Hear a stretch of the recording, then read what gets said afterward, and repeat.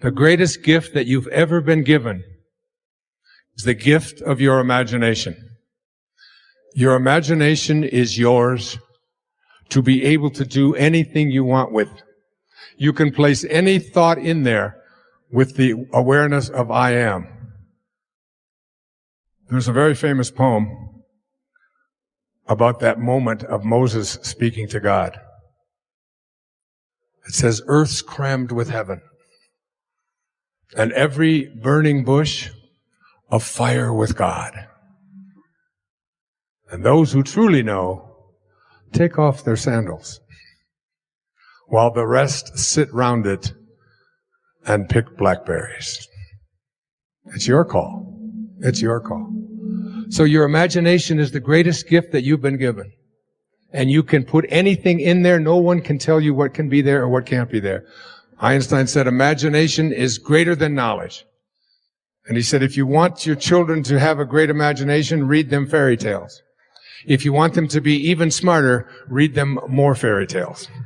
That's why I've written 5 children's books with that very idea in mind.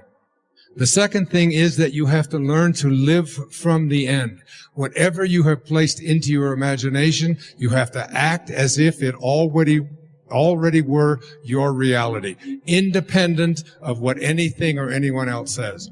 When I was told that I had this diagnosis of leukemia, I can't tell you how many people sent me condolence letters and sent me information about this disease and how it was incurable, and unfortunately this.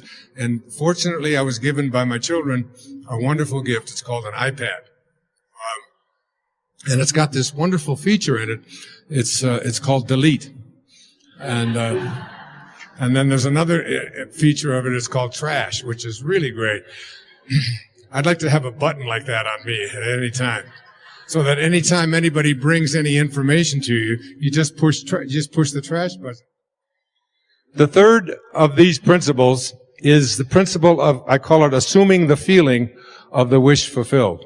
You must be able to feel it, because every time that you feel something within your body, you give a instruction to your subconscious mind. And your subconscious mind is the part of you where you do all of your living. You want to redo your subconscious mind. Now, tonight, I'm going to give you guys such a gift. Tonight, and every night for the rest of your life, I want you to take the last 5 minutes before you go off to sleep and realize that you are about to program your subconscious mind. And then when you awaken, you will rejoin the universal subconscious mind, the mind of God, from which we all originate. We're all just individualized personal expressions of that one thing that we call the Tao, or God, or divine mind, or soul, or spirit.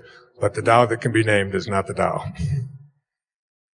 So you want to be real careful about how you program your subconscious mind. This is from the book of Job. In a dream, in a vision of the night, when deep sleep falls upon men, while slumbering on their beds, then he opens the ears of men and seals their instruction. Job 33, 15 and 16. When you are slumbering on your bed, he opens your ears and seals your instruction. What you place into your subconscious mind as you are about to go into this deep slumber is all dependent upon what you do the last 3 or 4 or 5 minutes before you go off to sleep. You want to place into your imagination whatever you have placed into the I am that I spoke about earlier. I am well. I am content. I am peaceful. I am happy. I am prosperous. I am abundant. I am health. I am perfect health. I am healing. I am content. I am wealthy. I am positive. I am love. I am God. Even if you don't believe it,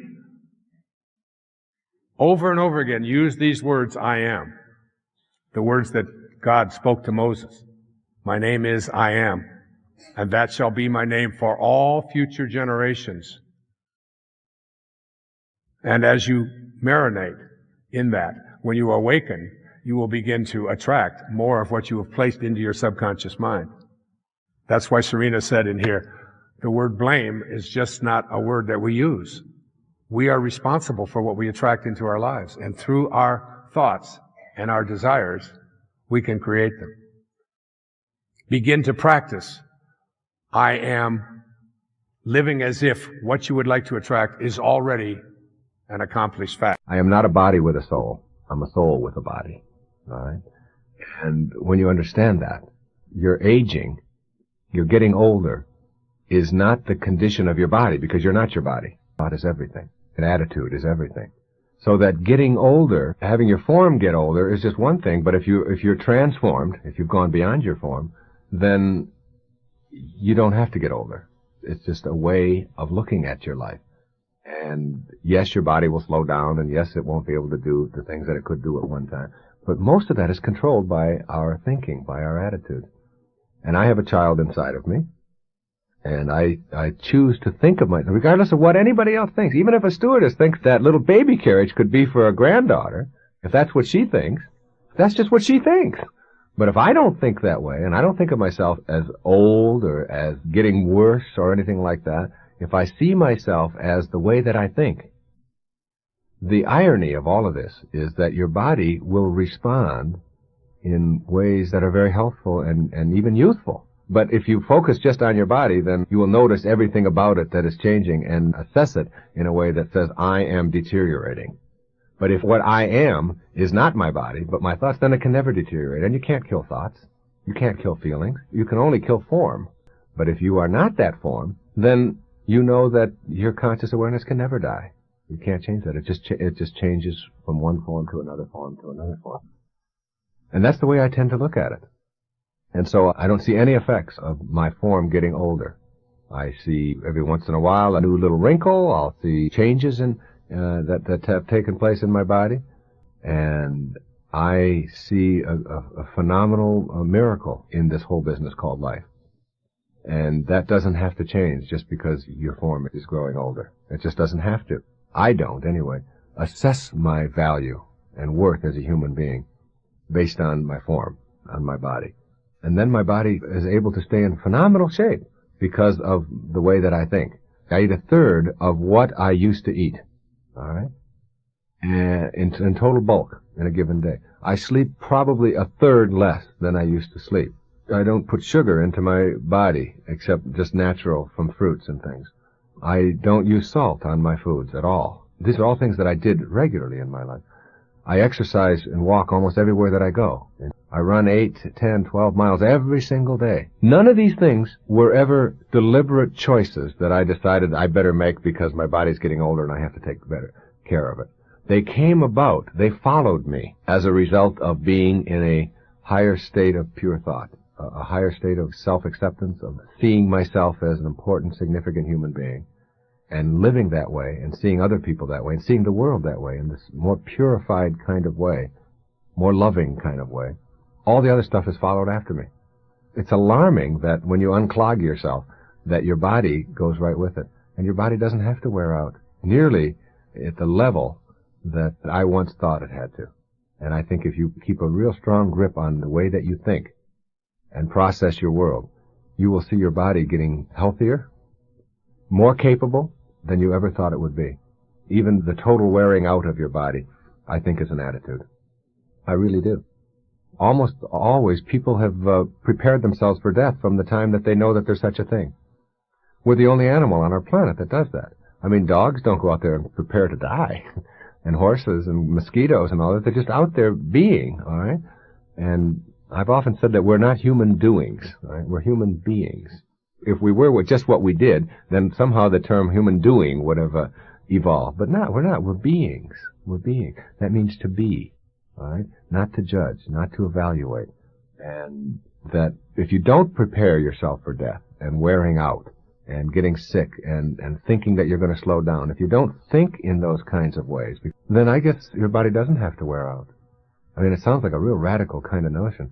But the cells don't wear out. There's something in the aging process that has to do with the thoughts that we are. And once we have learned how to transcend the kinds of thoughts that prepare us for getting older and more feeble, then I believe we will have conquered the aging process. And somehow I know that the part of the journey towards enlightenment, it's really about, honestly, it's about letting go. It's about doing less and accomplishing more. It's about not struggling. It's about, in the Tao, Lao Tzu speaks about water all the time. Live like water. It's the softest substance in the world, and yet it's the strongest. It stays low. Practice radical humility. It goes from the high places all the way down to low. Why is the ocean the strongest force on the universe, on our planet rather? Because it stays low. It lets the streams and rivers fight and work, but they all end up down here. Stay that way. Find God in nature. All of these kinds of things I learned and practiced. But the ego teaches us that who we are is not this divine being, that if we let it go and just guided but stepped aside and allowed. And when Sky was singing those songs and said, thank you when it came my time to go. Thank you for the freedom when it came my time to go. Who am I to tell my own children that they should do what I want them to do when I never did any of that my entire life?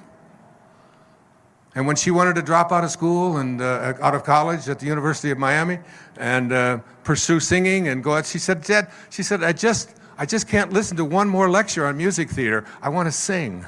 I want to write my own music. But she thought she was disappointing me. If you knew how much the tuition was there, you could know there was no being upset about that at all. No, I'm kidding. The idea that I should be imposing or telling her what to do. When Serena went and applied for law school and got in within a month or so, took the LSAT, got a high score, went over, got herself accepted to law school. And she was there for about 3 weeks. And she said, this is just something that I do not want to be doing. And she had a knowing, because I always knew that you not only have to experience what you don't want, you have to experience what you do want and what you don't want. You have to experience those things. I spent 4 years in the military knowing that this is not what I wanted to be, someone who took orders and dressed just like everybody else. There are other people who do these things, but not for me. And I understood that with her, and she sent me a text message, and I let it sit there for about 6 or 7 hours, and she was so worried that I was going to be disappointed, because I remember helping her write her her essay to get in. I said, you're not going to write the kind of essay that everybody else writes they want to get into law school. We're going to write an essay that's going to knock their socks off, And she got accepted. And she left, and I said, you leave with my blessing. You do what you know that you have to do. And the same with Tracy when she decided to leave, and so on. It's like practicing a kind of respect for a person's higher self, that this little being, Khalil Gibran put it this way, he said, your children are not your children. They are the products of life's longing for itself. They come through you, but not for you. They come through you. None of my children ever saw me ask them for the report cards their whole life. It just wasn't a big deal to me. You're going to school. These are your grades. This is your life. I'm here to support you, guide you. But you don't have to get good grades because of me. My daughter Summers called me the other day. She said, I'm going to make you so proud next May because I'm going to graduate from college, and you never thought I would. I said, honey, that won't make me proud at all. I'm not interested in that whatsoever. If you want to graduate from college, it's your choice. I'll be there, and I love you. But things that make me proud are who you are, the being that you are. You don't have to satisfy me or fulfill me in any way. It's a hard lesson, but it's also one of, I have 8 children, and I'm close to every one of them. Love every one of them, and they love me. I feel it and know it in my bones every day. And it's because one of the reasons is that I do not live and fulfill my destiny and my dharma through them any more than I expect them to do it through me. I just don't go that way. The Tao says, do nothing and get everything done. Let go. Allow. The ego says, I have to do more. And there's a real irony in this. It's very hard to explain this to people, but you can get more done by doing less. That's one of the verses in the Tao that I worked on, and I swim every day in the ocean. Every day. Usually an hour a day, freestyle, in the open ocean. Or I do it at the pool if I'm on the road. And I decided to see if I could swim by doing nothing. Just propel myself through the water, but take the effort out. Just let myself go through the water and just allow my body to move through the water the way it knows how to do. And I stopped working at it and stopped trying. I swam better, faster, less stress. It's one of those amazing things. I mean, I watch the really great athletes. I watch Michael Jordan. And I don't think he's out there doing what he does because he's trying so hard. It's like, and people will say to me, well, when you write or when you speak, you make it look so easy. It's because I repeat, before I get introduced for a talk like this, I repeat a line from A Course in Miracles. And this line says that if you knew who walked beside you at all times on this path that you have chosen, you could never experience fear or doubt again. And I don't deliver the talks. God gives all the talks, builds all the bridges, writes all the books, and I just allow it to flow through me. I think the first thing that you'll see a dramatic change in is the amount of time that you have left over when you give up all of the negative kind of emotions. How much more fulfilling and gratifying your life becomes. We'll start with your own physical health. 10 years ago, I weighed 30 pounds more than I do now. I wasn't exercising. I was not watching my nutrition. I was a candidate for a heart attack. I was not practicing good physical health principles. Now, I never really made a conscious decision to say, all right, I'm going on a diet. All right, I'm going to start exercising. I'm going to watch the sugar, and I'm going to get the salt out of my diet. And I'm not going to have caffeine in my diet, and I'm not going to have poisons in my system. I never did that. Those become natural outgrowths of self-love, the non-self-serving kind of self-love, the kind of self-love that is like having a quiet love affair with yourself, where you don't have to tell anybody. It's not necessary. It's just a given. It just is. You begin to see dramatic changes. I started running 10 years ago, and once I got myself into shape, I ran a minimum of 8 miles every day. And I got into a streak, and it's almost 9 years now, of continuous, every day, never missing a day of running. And at this point, exercising and being trim is just what I am. I am trimness. I'm not trying to get there. What I'm really saying is that that is not me anymore, and you don't have to go through any pain and suffering in order to get there. It automatically becomes a response. That your body, when you start conditioning, when you put lots of water in your body and flush it out and keep it clean, that comes from a premise of self-love and some of these principles that I talked about earlier. All right? So when you ask about the benefits in the physiological area are astounding, and they just seem to get a hold of you, and you begin to make intelligent choices or healthy choices that are good for the organism. They come about naturally when you start operating your life on this inner kind of glow that I'm talking about, this serenity. You see, I think that there's more to the universe than what the pragmatists would have us believe. I am open to everything being possible and operate from the premise that nobody knows enough to be a pessimist. Right? None of us know enough. We know so little about the universe. I mean, I laugh in the newspapers. Just last week I saw a story about the quasars. You know, these stars that are out at the edge of the universe.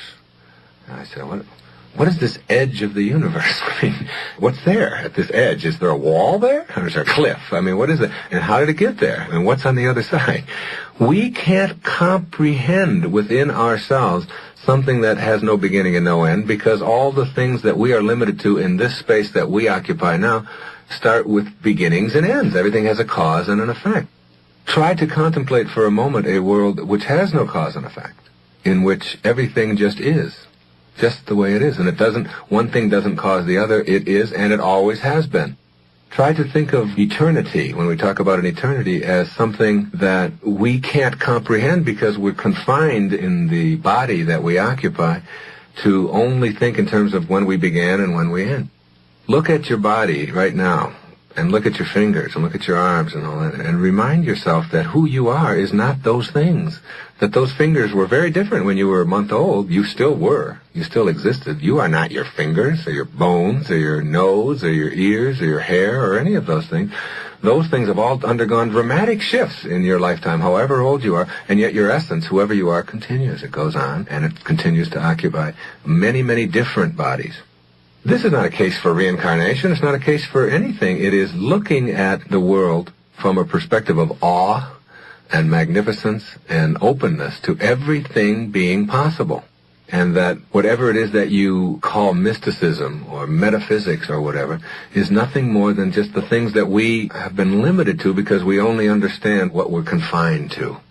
We can have anything for ourselves when we're open to that. As you look through all of the great teachings there have ever been, that one principle of self-acceptance, self-love, taking good care of yourself, all seems to permeate all of the teachings. They just seem to go back. That can't be an accident. There's got to be some truth to that.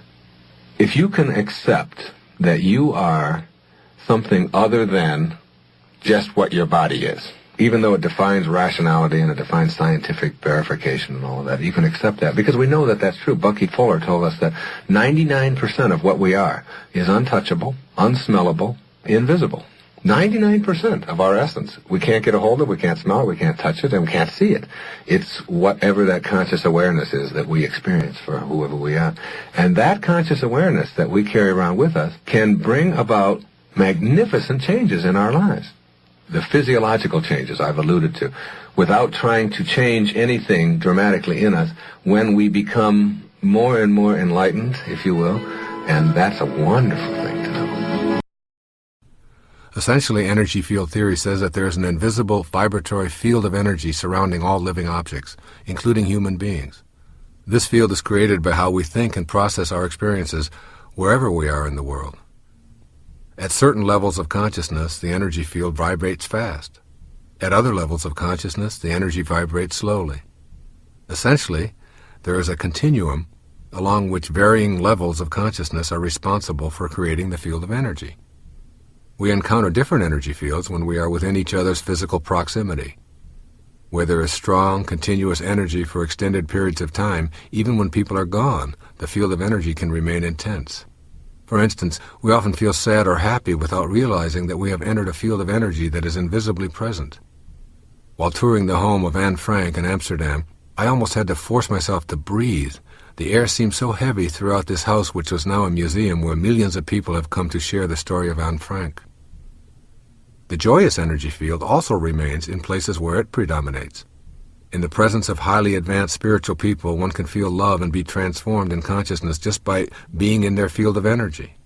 Ella Wheeler Wilcox unknowingly captured the essence of field energy theory with these two famous lines: "Laugh and the world laughs with you. Weep and you weep alone." Many years ago, I had an experience while walking on the beach which illustrates the message in this popular poem. A woman approached me who was moving to Florida from Chicago. She recognized me from a television appearance the night before. She said, "Do you live here in South Florida?" And I responded that I did and was taking a beach walk after returning from an all-night flight. Then she asked me a commonly heard question: "What are the people like here?" I responded with a question of my own: "What are the people like in Chicago?" She smiled broadly and told me how warm and friendly people were in the Midwest, and I told her immediately, "That's pretty much what you're going to find here." On my return walk along the same beach, a woman whose husband was being transferred to Miami from New York stopped me to say that she had seen me on television the night before and how much she enjoyed the show. We struck up a conversation, and then she asked me the same question I had heard only an hour before on the very same beach. Naturally, I asked her the same question in return: "What are the people like in New York?" She launched into a tirade on how insensitive, cliquey, and unfriendly it was in the big city, and I responded, "That's pretty much what you're going to find here." We attract into our lives pretty much what we ourselves project with our own attitude. In general, those who feel that the world is a cesspool notice the vermin, while those who believe in the goodness of humanity see others of like mind. Many people lament the poor quality of service in contemporary America. "You just can't get good service" is a gripe you hear daily. In fact, Time magazine did a cover story on the decline of service in every field, from retail stores and restaurants to getting your watch repaired. Recently, on a television show where everyone on the panel unanimously agreed on the poor quality of service, I disagreed. I explained that I felt expectation attracted what it expected. When I enter any retail store or restaurant, I expect to be treated cheerfully and politely, and that's pretty much what I get. If I can't find a salesperson to wait on me, I refuse to contaminate my energy field with thoughts of displeasure and disgust. Instead, I begin sending out the energy that I want to find. If I encounter a surly waiter, I immediately bring him into my field of energy with, "Looks like it's been a tough day. I understand. And you've just been rewarded with a customer who appreciates you and how tough your job is. Take your time." Lo and behold, the poet is right. Be glad and your friends are many. Be sad and you'll lose them all. Your field of energy radiates at whatever vibratory frequency you generate. You are impacting and being impacted by the energy fields of many people each and every day. Refuse to give energy to things you don't want or don't believe in is a very powerful piece of advice. Anytime you opt for weeping rather than laughing, sighing rather than singing, grieving instead of rejoicing, sadness over gladness, fasting in favor of feasting, or pain in favor of pleasure, you are making a choice to slow down your vibrations and to pollute your immediate mental energy field. Every morning as you take in your first view of day, you have the choice to say, "Good morning, God," or "Good God, morning." Whichever you choose is precisely the energy that you will invite into your life. Indeed, there is room in the halls of pleasure for a long and lordly train. Remember Ella Wheeler Wilcox's poem while you increase the vibration of your energy field with these adjustments to your attitude. There's also something inside of you that is not finite. Body is finite. All your possessions are finite. Everything up here on this stage is finite. That means it had a beginning. It means it ends someplace. But inside of us, there's something that is the opposite of finite, which is infinite or infinite. And it has no beginning. And because it has no beginning, it has no end. Emily Dickinson, the great poet, said that this quiet dust was gentlemen and ladies and lads and girls, was laughter and ability and sighing and frocks and curls. This passive place, a summer's nimble mansion where bloom and bees fulfilled their oriental circuit, then ceased, like these. When my mom passed away, they gave us an urn, as she was cremated, and they gave us an urn of her ashes, it was dust. And I looked at my two brothers and I said, surely this isn't Mother. This isn't the woman who had to struggle the way she struggled and deal with the things that she had to deal with in her life, this beautiful soul. You know, Longfellow said that life is real, life is earnest, and the grave is not its goal. Dust thou art, to dust returneth, was not written of the soul. The soul is beyond all of that, because it has no beginning and it has no end. And something that has no end means it has to keep what? It has to keep growing. It has to be. It just continues to grow. I wrote these words out about the soul. The ideal of the soul, the thing it asks for, is neither knowledge or light or happiness. The ideal of the soul is space, immensity. The one thing it needs is to be free to expand and to reach out to embrace the infinite. Yeah, the ideal of the soul is infinity. It's miserable when it's circumscribed and restricted in any way. You know, before I had any children, I had 8 theories about how to raise children. I even wrote about them, all right? Then I had 8 children, and now I have no theories about how to raise children. But one of the things I know for sure about raising 8 children is that nobody likes being told what to do. That little voice that you've all heard that says, "You're not the boss of me. You can't tell me what to do. I'm my own boss. I can think for myself." That's not the bratty outbursts of a spoiled child. That's someone who's saying, "I have a soul. I don't want to be fenced in. Don't put me in a box. Don't make my life what yours wasn't. Don't tell me what I should be or can't be." It's the infinite within each and every one of us. That's the soul. And every single one of us has it, and none of us wants to be put into a box. And all we want to do is continue to grow. And one of the things I can tell you at this age of 74 is that it's just operating in me as full-time as it possibly could be. I am in a constant state of growing now, and almost an elevated state of growing, just really moving, and things are coming to me so rapidly. Like this book, The Impersonal Life, and another book. Maya Angelou passed away this past week or so. And I put on my Facebook page my experience with Maya Angelou back in the 1970s. We were on a radio show, the Owen Spann Show, on KGO in San Francisco. And a caller called in and said something that she was all upset because she wasn't getting the attention that she wanted. And she said, I never forgot it, because she said, the bird doesn't sing because it has an answer. It sings because it has a song, And I encourage everybody to honor Maya Angelou by singing your song, and while you're singing, make it a love song, because that's what she was about. Her biography, I Know Why the Caged Bird Sings, because it has a song, not because it's demanding an answer.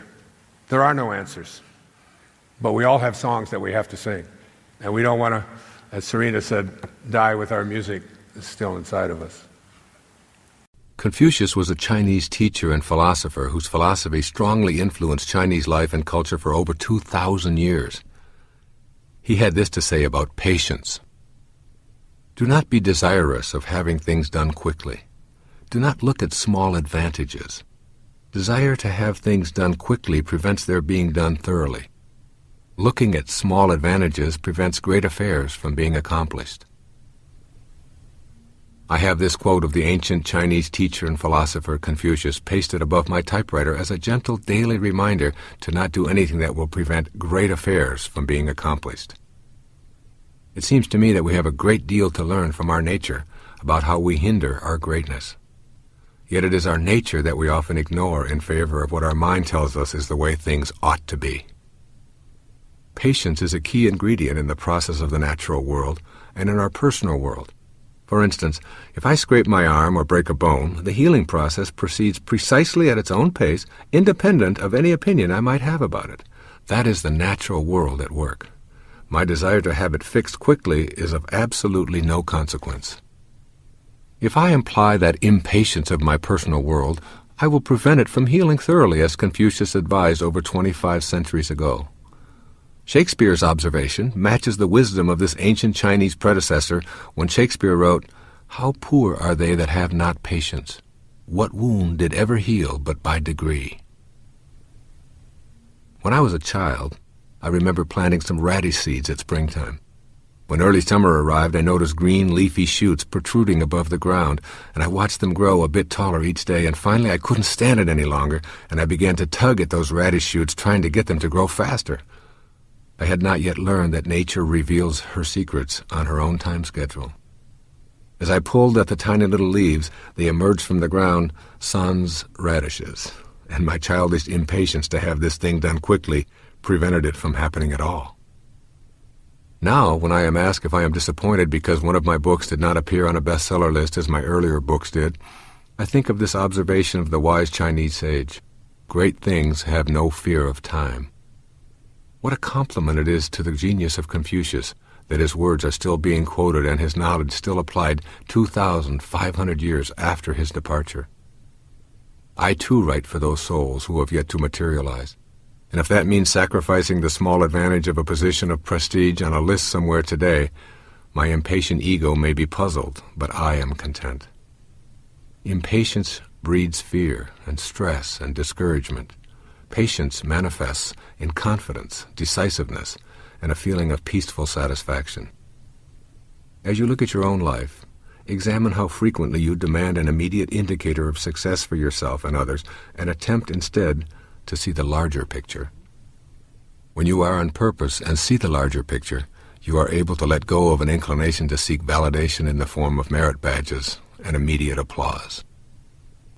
Italian painter, sculptor, architect, and poet, this Renaissance artist, Michelangelo Buonarroti, is an outstanding figure in the history of the visual arts. Listen to these words he wrote in the 16th century. The greater danger for most of us is not that our aim is too high and we miss it, but that it is too low and we reach it.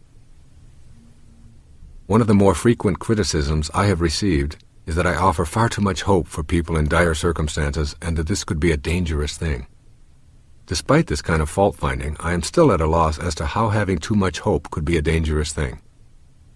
When people tell me of a medical diagnosis which implies no cure being possible, I encourage them to shift their aim to a completely opposite outcome. I talk frequently about the law which has allowed any miracle that has ever occurred since the inception of time to take place. I explain that this law has never been repealed and is still on the books. I cite cases of people who were told to go home and wait to die, who were given 6 months to live, and who freed themselves of their illnesses and their diagnoses. I receive mail every day from people who refuse to listen to the low aims and the low hopes that others have had for them, describing how grateful they were for a message of hope in difficult times.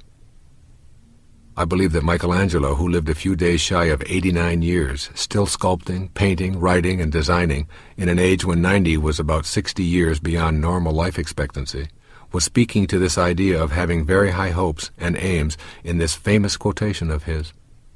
The danger is not in false hope, rather it is in no hope or low hope, and consequently our objectives and aims are diminished by our belief before they can even be worked on and materialized. This not only concerns the overcoming of physical maladies, it includes virtually everything in our lives. The world is full of people who have aimed low and thought small, who want to impose this diminutive thinking on any who will listen to them. The real danger is the act of giving up or setting standards of smallness for ourselves with low expectations. Listen carefully to Michelangelo, the man who is considered by many to be the greatest artist of all time. I recall personally standing in front of the statue of David in Florence and being transfixed. The size, the majesty, the spirit that seemed to jump right out of the marble was Michelangelo saying to all of us, aim high. When he was asked how he could create such a masterpiece, he responded that David was already in the marble. He simply had to chip away the excess to allow him to escape. High aim indeed. And speaking of high, take a look sometime at the Sistine Chapel, where Michelangelo painted the ceiling by lying on his back and working every day for 4 years between 1508 and 1512, a project that lesser artists would have considered to be impossible. Yet Michelangelo took it on, and many more, in a lifetime crammed full of high energy, high talent, and yes, high aim. I want to share with you this one exercise that I learned, that I have been practicing, and that is very profound.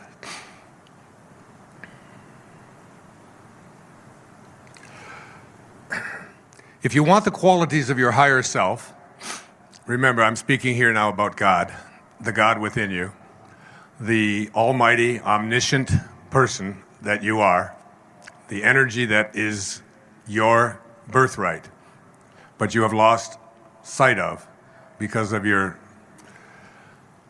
coming to believe things to be true, which only take you to places called ordinary. If you want the qualities of your higher self to flow down into your lower self, you're going to have to bring your imagination into play.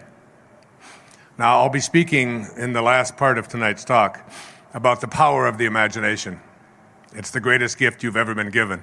And everything that exists in the physical world once started in someone's imagination, including you. If you want the qualities of your higher self to flow down into this lower self, where you can become this almighty, omniscient, omnipotent being, you're going to have to bring your imagination into play.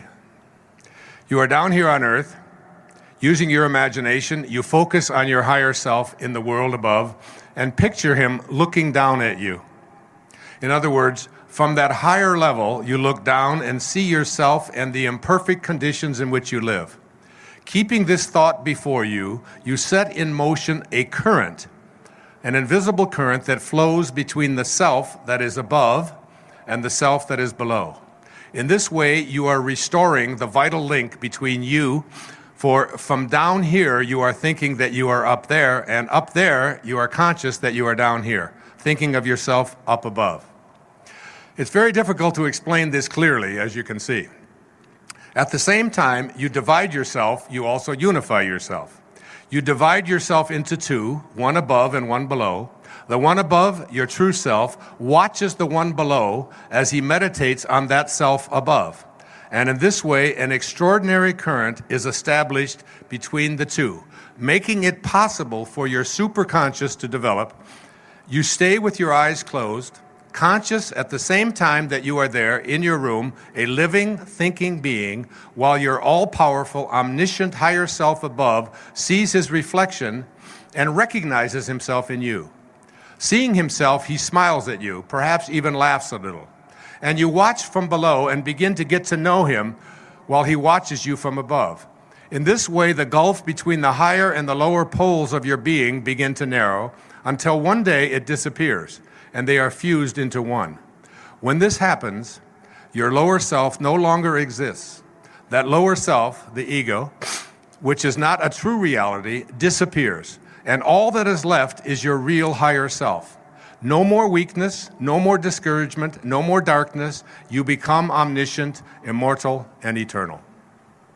Now, it sounds like, well, I'll just go ahead and do that, and it's all going to just work out for me. But what I'm really saying here is that it's an exercise that if you begin to practice it for about 30 minutes a day in your meditation, and begin to picture this higher part of you, your origination place, the spark of God that is you, where you came from. Not just because I'm speaking from a spiritual perspective, but whoever the quantum physicists are that are watching and listening tonight, whoever they are as well, they all know that it is an invisible field of energy from which all things originate, to which all things return.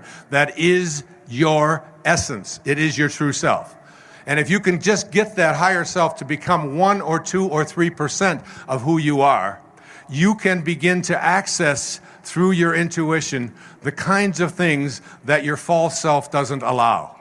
Muktananda called the ego the false self because in those first 9 months of your existence, from that spark of God that you were, when everything that you needed for this physical journey was handled in there in this miraculous way that is just too profound and too mysterious for us even to begin to fathom, isn't it? It's the great mystery, isn't it? That's what the Tao teaches us. Live the mystery. Don't be afraid to wander into the unknown. Don't be afraid to know that this music that you came here to play is calling you, it's begging you. You can't fulfill somebody else's dharma. You can't do it the way your family wants you to do it. You can't do it the way they did it before. You have to go within and know that this is my calling. Abraham Maslow taught me when I was a young doctoral student, you must learn to be independent of the good opinion of other people. You must learn to detach yourself from outcome. That's what self-actualizing people do. Those are the two most important qualities. Detachment from outcome. You don't do what you do because of what you're going to make or what kind of rewards you're going to get or how people are going to like you. You do what you do because it's your passion, because you won't allow anything else to be but what you feel inside. It's what I used to call being a scurvy elephant. There comes a moment in your life when the illusion crumbles, when the veil lifts, and you stand face to face with the undeniable truth. You are chosen, not by accident, not by mere luck, but by divine will. The world has tested you, shaped you, and refined you like gold in fire. You have walked through storms that others could not endure. You have carried burdens that would have broken the ordinary.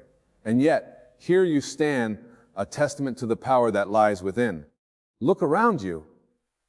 Do you feel it? The subtle shift, the whisper in the air, the invisible hand moving you forward? That is the call, the signal that you have passed the test. You have been weighed, measured, and found worthy. The doors that once held you back are now open, and yet not all can see it. The masses remain asleep, bound by limitations of their own making, but you have awakened. You are the 1%, the rare, the extraordinary. You were never meant to blend in, never meant to follow the path of the many. Your journey has been one of solitude, not because you were abandoned, but because you were being prepared. The setbacks, the rejection, the silent suffering, they were never punishment, they were refinement. Each challenge stripped away the unnecessary, revealing the unshackable truth of who you are. And now, the moment has arrived. The old has passed away, the new is before you. It is time to exit. Do not hesitate, do not look back. The world you once knew is no longer yours. You have outgrown the limits placed upon you. The mind that once doubted, that once feared, is no longer your master. You have been called to step into something greater, to claim the inheritance that has always been yours. But hear this, only those who recognize the call will answer. Only those who trust the unseen will walk through the door. Many will question, many will doubt, but you must move forward without waiting for approval. You have known it for a long time, the feeling that you do not belong, that you see what others do not, that you hear a voice calling you to something greater. It was never an accident. You were not mistaken in thinking you were different. The isolation, the rejection, the long nights of questioning, they were all part of the process, part of the divine design that has shaped you into the being you are today. While others move blindly through life, you have always sensed that something was guiding you, something was setting you apart. You have been tested in ways most would never understand. You have walked roads where few would dare to go. The betrayals, the losses, the unexpected turns, they were never meant to destroy you. They were refining you, strengthening you, preparing you for the moment that has now arrived. You were never meant to stay where you were. What once felt comfortable, what once seemed familiar, is no longer yours to hold on to. It is time to leave behind the weight of what no longer serves you. The door has opened, and you must walk through it. You may wonder why so many people around you seem oblivious, why they do not see the signs, why they continue to live in cycles that no longer make sense to you. It is because not all are chosen. Not all are meant to see beyond the illusion. The truth is only revealed to those who have eyes to see and ears to hear. You have been given that gift. You have been given the awareness to recognize the call when it comes. The time of waiting, the time of preparation is over. You have passed the test, and now the choice is yours. Will you step forward, or will you hesitate? Do not expect applause. Do not wait for validation. The world will not recognize what has taken place within you. Many will doubt you. Some will resist you. But understand this. The chosen walk alone for a reason. You were never meant to be understood by the masses. You were never meant to conform to the expectations of those who cannot see the path before you. That is why the road is narrow. That is why so few make it through. You have crossed a threshold that cannot be undone. The illusions that once held you captive have no power over you now. You may feel a pull to return to what is familiar, a temptation to shrink back into the version of yourself that others expect you to be. But you cannot go back. You have been given a new mind, a new vision, a new identity. The old has passed away. The doors that have closed behind you will not reopen because they were never meant to. You have been elevated to a higher state of being, and those who remain in the past will not understand the transformation you have undergone. They will question, they will doubt, but that is not your concern. Your only task is to move forward, look within. The power that has carried you this far has not abandoned you. It has only grown stronger. The force that has shaped your journey is now guiding you into the unknown, not as a lost wanderer, but as a master of your destiny. You no longer move by sight alone.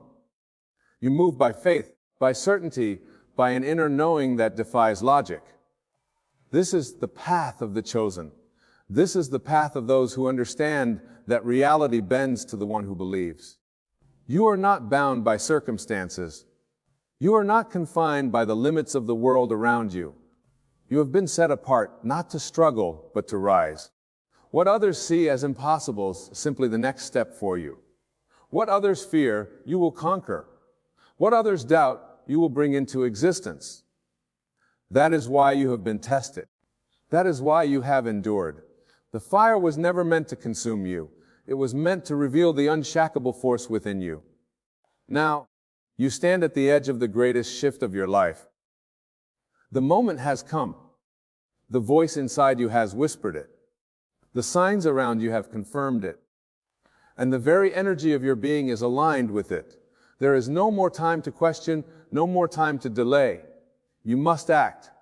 You must claim what has always been yours. The world may not understand, but that does not matter. The door is open and you must walk through it. This is your exit. This is your moment. Move forward. You have been prepared for this moment long before you ever realized it. Every experience, every struggle, every moment of pain has been shaping you, molding you, refining you into the person you were always meant to become. You did not stumble upon this awakening by accident. It was written into your existence before you took your first breath. The world may not understand your journey, but that is because you were never meant to be like the world. You were set apart, chosen for a higher calling, for a greater purpose, for a path that only the rarest of souls will ever walk. The signs have been all around you, whispering to you in moments of stillness, guiding you in ways that defy logic. The feeling of being different, of not fitting in, of seeing what others refuse to see. This has been your reality for as long as you can remember. There were times you tried to ignore it, times you tried to blend in, but something deep inside you would never allow it. Because the chosen do not belong to the ordinary. They are called to rise above, to break through, to transcend what others accept as reality. You have felt the weight of this calling, the solitude that comes with it, the loneliness of walking a road that few even know exists. It has not been easy. There were moments you questioned if you continue, moments you wondered if you were mistaken, if perhaps you had imagined it all. But something inside you never let you give up. There was always a force pulling you forward, even when you didn't understand why. And now you are beginning to see it clearly. The struggles were never meant to break you. The obstacles were never meant to stop you. They were only there to awaken you. You are no longer the person you once were. The old you has been stripped away layer by layer until only the truth remains. The illusions that once you have lost their power. The fears that once controlled you have faded into nothingness. You have stepped into a higher awareness, an understanding that few will ever grasp. You are not here to live by the limitations of the world. You are here to create, to manifest, to bring into existence the reality that has always been waiting for you. The time has come. The cycle has ended. The door that once seemed locked has now swung wide open. And yet, only those who are truly ready will walk through it. This is not a time to hesitate. This is not a time to doubt. Everything in your being is telling you that the moment is now. You have been given the vision, the clarity, the understanding. You see what others do not. You know what others ignore. And because of that, you have a responsibility to move, to act, to take the step that will change everything. Do not wait for permission. Do not wait for validation. The world will not celebrate you until they see the evidence of what you have always known. But by then, it will be too late for them to understand how you did it. They will look at you in awe, wondering how you moved from where you were to where you are now. They will try to make sense of it, but they will not understand, because this path was never meant for them. It was meant for you. You must walk forward with certainty, with faith, with an unshackable knowing that you have already won. The battle was never outside of you. It was always within. And now you have conquered it. The doubts, the fears, the insecurities, they no longer have a place in your life. You have outgrown them. You have risen above them. The version of you that once felt lost, that once questioned, that once hesitated, no longer exists. Everything you have ever desired is already yours. The vision you have held in your heart is not a dream. It is reality, waiting for you to claim it. But you must act as if it is already done. You must walk with the confidence of someone who knows that nothing can stop what has been divinely ordained. There is no force, no obstacle, no circumstance that can stand in the way of one who knows who they truly are. Look around you. The signs are everywhere. The shift has already begun. You feel it in your spirit. You see it in your dreams. You sense it in the moments of silence when everything becomes clear. The universe is aligning in your favor.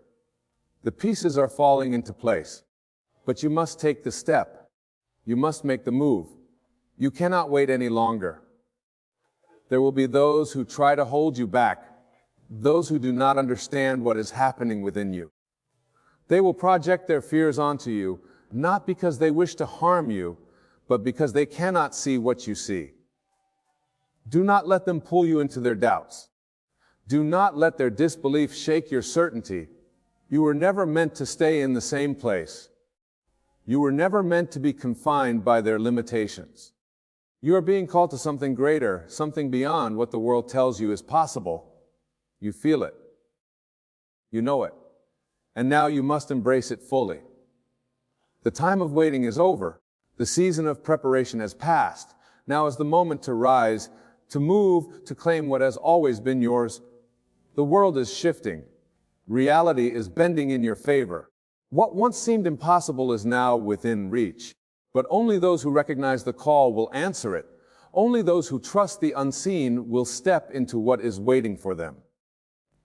And you are one of the few. You are the 1%. You are the chosen. You must act. You must step forward. The door is open. The path is clear. And all that is required of you is the faith to walk through it. There is no going back. There is no need to look behind you. Everything you have ever wanted, everything you have ever dreamed of is waiting for you on the other side. You have always felt it, that undeniable pull, that whisper in your soul telling you that you were meant for something greater. While others remained asleep, bound by the illusions of the world, you questioned, you searched, you sought the truth hidden beneath the surface. And because of that, you were set apart. You were not meant to blend in. You were never meant to follow the crowd. From the very beginning, you were different, not by accident, but by divine design. Everything that has happened in your life has led you to this very moment. The struggles, the setbacks, the moments of silence when you felt like no one saw you, no one understood you, they were never signs of your defeat. They were the making of you. The chosen ones are always tested, always refined in the fire before they step into their true power. You were never being punished. You were being prepared. Now the moment has arrived. The season of waiting is over. The door has opened and it will not remain open forever. You have passed the test. You have endured what others could not. You have walked through the storms, faced the darkness and emerged stronger, wiser, unshakable. And now you stand at the threshold of something unimaginable. You feel it in your spirit, that deep knowing that you are no longer the same.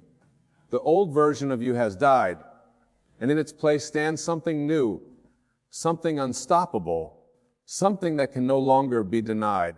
Do not second guess it. Do not look back at what you have left behind. The past is over. The lessons have been learnt. The weight you carried is no longer yours to bear. The people who did not see your worth, the situations that tried to break you, the fears that once held you captive, None of them have power over you anymore. The chains have fallen. The illusions have shattered. You are free. This world will not understand you. The chosen are never understood by the ordinary. You will see things they cannot see. You will move in ways they cannot comprehend. And because of that, some will doubt you. Some will try to convince you that you are mistaken, that you are reaching too high, dreaming too big. But they do not know what has been placed inside of you. They do not hear the voice that has called you forward. They cannot see what you see. You must move forward even if you have to walk alone. The chosen always do. There is no crowd on the path you are called to walk. The road is narrow and few find it, but you have. You have been given the sight to recognize the truth. You have been given the ears to hear the call. And because of that, you cannot turn back. Everything is aligning in your favor. The forces of the universe are bending to your will. That which once seemed impossible is now within reach. The doors that were once locked are now opening before you. But you must take the step. You must act. The window of opportunity will not remain open forever. This is your moment. You cannot hesitate. Those who are not chosen will remain in the world they have created for themselves. They will stay in cycles of doubt, fear, limitation. They will continue living as though nothing is changing. But you are being lifted above it. You are being pulled into a higher realm of existence. You are stepping into a reality that is governed not by struggle, but by faith, by certainty, by knowing that you have already won. You do not need to explain yourself. You do not need to seek approval. You do not need to wait for the world to catch up to you. They will not understand your movements until it is too late. They will not see the shift until you have already arrived. And by then, they will ask how you did it. They will wonder what they missed. They will look at you and realize that you have become something beyond their comprehension. This is the path of the chosen. You are not here to convince anyone of your calling. You are here to walk in it. You are here to own it. You are here to embody the truth that has been placed inside you since the beginning. And that truth is this: you are unstoppable. You are limitless. You are beyond anything this world has tried to define you as. Everything you have ever desired, everything you have ever prayed for is already yours. You are not waiting for it. You are not hoping for it. It is already done. You need only to move as if it is already yours. You need only to walk in the certainty that it is unfolding exactly as it was always meant to. Do not let fear delay you. Do not let doubt creep in at the final moment. The world you once knew is fading. The limitations that once held you back are dissolving. What once seemed like obstacles are now stepping stones. The power is in your hands. You are the creator of your reality. You are the master of your destiny. Move as though you have already arrived. Speak as though it is already done. Carry yourself as one who knows that nothing can stop what has been set in motion. You are not waiting for a miracle. You are the miracle. You are not hoping for a breakthrough. You are the breakthrough. You are not searching for the way. You are the way. Everything is shifting. The past no longer exists. The present is yours to shape. The future is bending to your will. This is your moment. This is your time. This is the call you have been waiting for. The illusions that once clouded your vision have dissolved. You see clearly now. You understand that you were never meant to chase, to struggle, to beg for what has already been written as yours. The chosen do not plead. They declare. They do not wait for permission. They move with certainty. And now you stand at the precipice of something greater than you have ever known, a reality that only a rare few will ever step into. Everything within you is telling you that this is it. The signs, the synchronicities, the inner knowing that refuses to be ignored, it is all guiding you forward. You no longer need proof. You no longer need validation from the outside world. The evidence is already within you, in the way your spirit feels lighter. in the way doors are opening effortlessly, in the way you no longer react to things that once shook you. This is transformation. This is ascension. This is the moment you were always meant to reach. But do not make the mistake of hesitating now. Do not allow the remnants of the past to whisper doubt into your mind. You have already won, but you must move as if victory is your natural state. The moment you accept this truth, the world will shift around you. People will look at you differently. Situations will rearrange themselves in your favor. What once seemed like obstacles will crumble before you. The universe does not make mistakes. You were placed on this path for a reason. Everything you have endured was designed to awaken you, to strip away the illusions, to bring you back to the core of who you truly are. And now that you have awakened, you can never return to who you once were. The old version of you has served its purpose. It carried you as far as it could. But now you must step fully into your power. Now you must embrace the truth that you are not like the rest. They will not understand. They will wonder how you changed, why you no longer engage in the same distractions, why you have become silent in the face of things that once triggered you.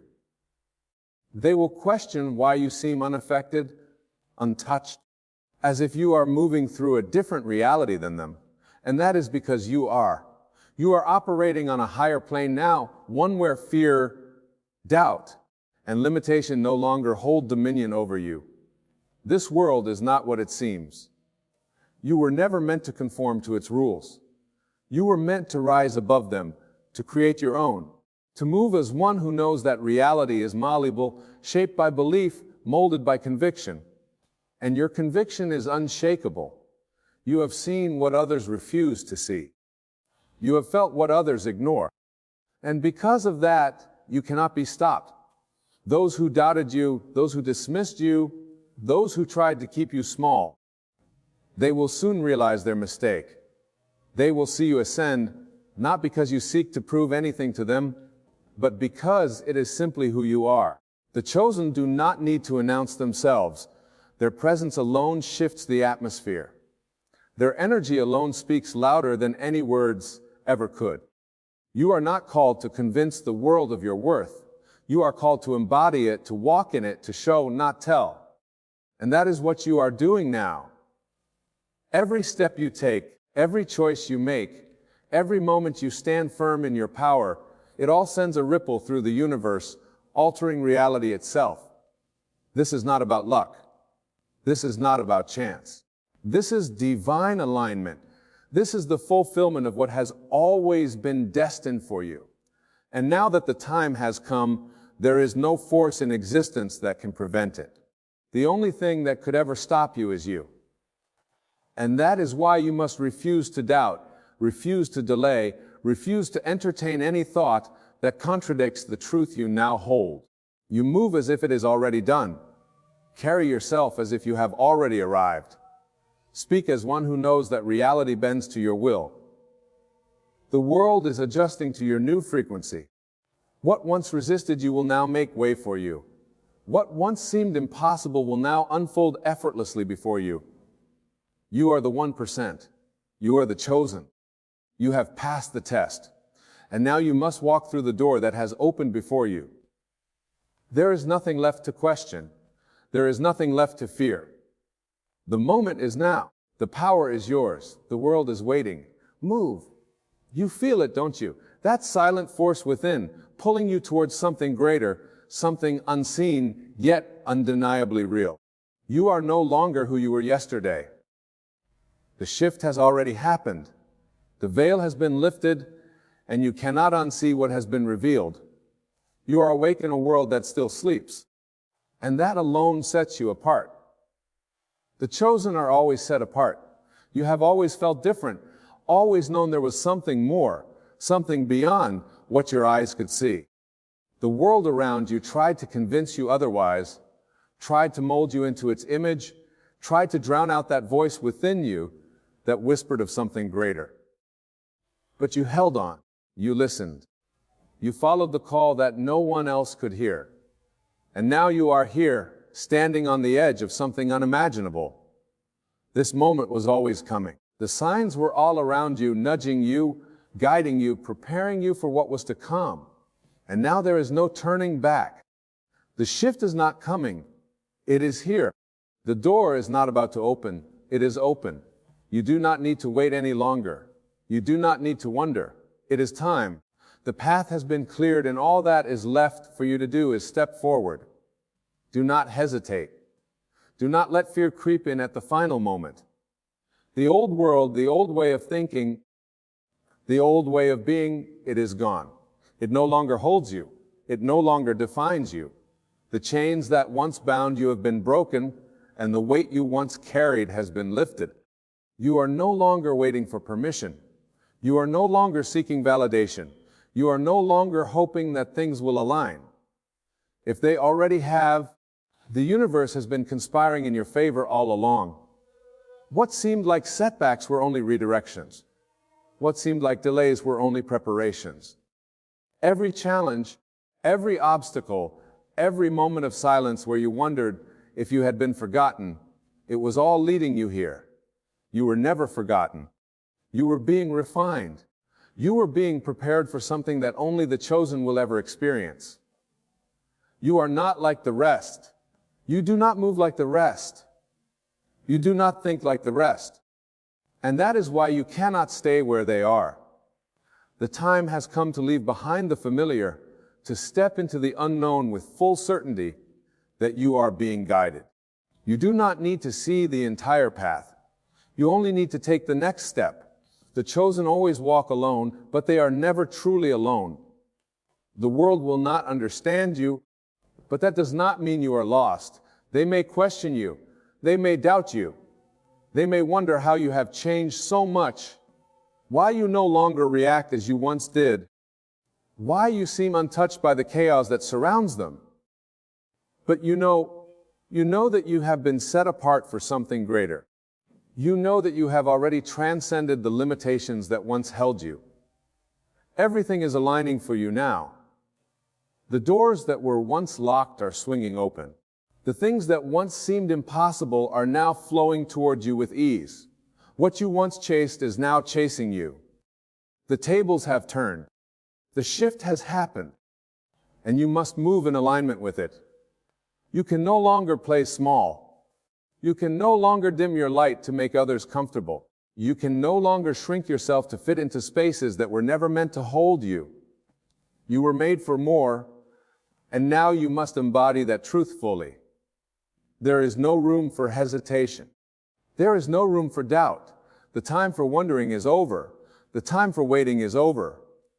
The time for action is now. You are being elevated to a level that few will ever reach. Not because you are better, not because you are luckier, but because you answered the call. Because you did not ignore the signs. Because you chose to believe, even when the world tried to convince you otherwise.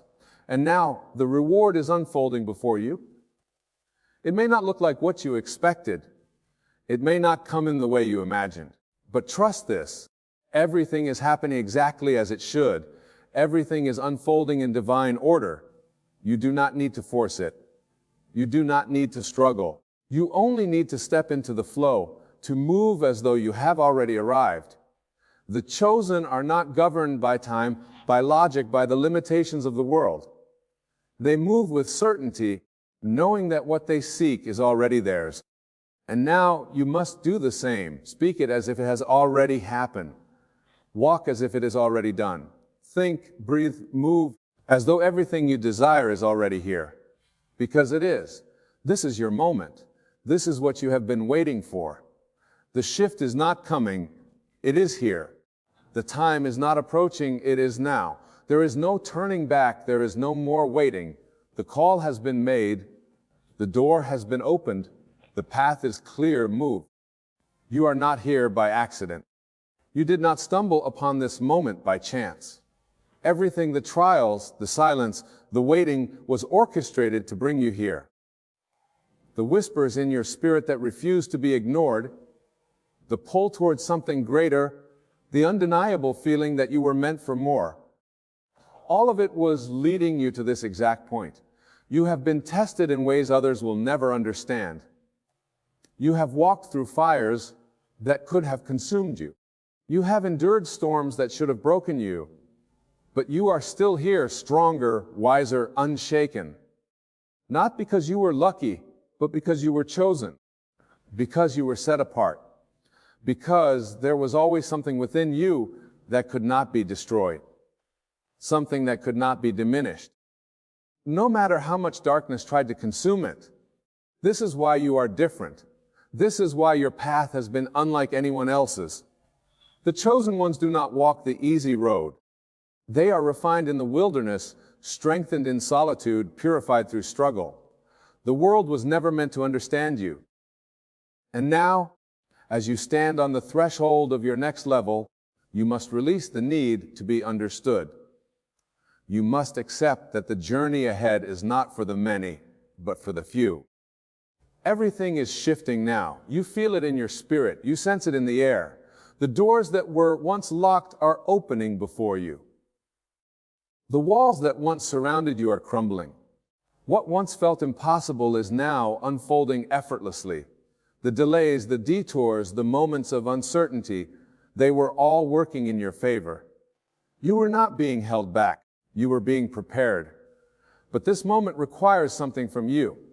It requires that you let go of the old identity that no longer serves you. It requires that you release every doubt, every fear, every false belief that tells you that you are not ready. You are ready. You have always been ready. The only thing left to do is step forward. You can no longer carry the weight of the past. You can no longer hold on to people who were never meant to walk this next phase with you. You can no longer engage in conversations that diminish your vision, in environments that drain your spirit, in habits that weaken your power. This level requires a new version of you, a version that does not beg, that does not hesitate, that does not wait for permission to claim what has already been written in the heavens. The shift is already happening. The transformation is already complete. Now you must walk as if you have already arrived. You must embody the version of yourself that exists beyond fear, beyond limitation, beyond hesitation. You must move with the knowing that nothing is missing, that nothing is lacking, that all is unfolding in divine order. Everything is aligning in your favor. The right people, the right opportunities, the right circumstances, they're all being drawn to you effortlessly. What you once chased is now chasing you. What you once prayed for is now seeking you out. Not because you have done anything extraordinary, but because you have become the version of yourself that is ready to receive it. You are no longer waiting. You are no longer asking. You are claiming. You are walking. You are stepping into the life that has always been yours. And as you do, everything that no longer aligns with this new reality will begin to fall away. The distractions, the doubts, the old versions of yourself that no longer serve you, they will dissolve, making way for the manifestation of all that you have been promised. It is happening now, not tomorrow, not someday. The door has been opened. The call has been made. The shift is complete. There is nothing left to question, nothing left to wait for.